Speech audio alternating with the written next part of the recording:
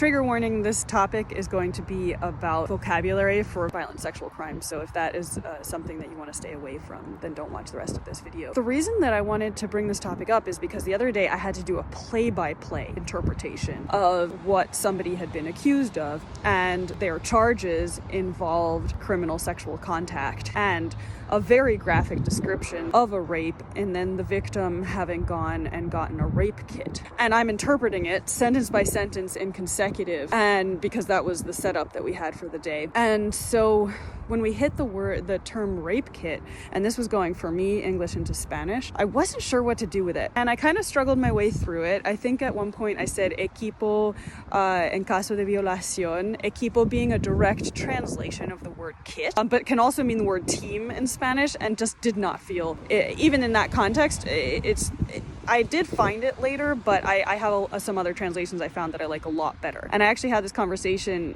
with Virginia Valencia. We looked it up in a bunch of different places, and it was very interesting because in English, you're talking about the noun. A kit is like the tools that you're using to do something. But in Spanish, what you end up looking at is the test itself. And that's really what it is. When people talk about a rape kit, they're talking about a series of tests that are done very specifically, like under the fingernails, or all sorts of very invasive tests that are done in order to see, like, can you find DNA of other people and various places on somebody's body. And so it's interesting because in Spanish, I actually like the Spanish better than the English. The Spanish ended up being the one that we were happy with was prueba forense en caso de violación. And so we took the noun, and it becomes at that point a description of the tests that are done. And that's all. What about you in your language?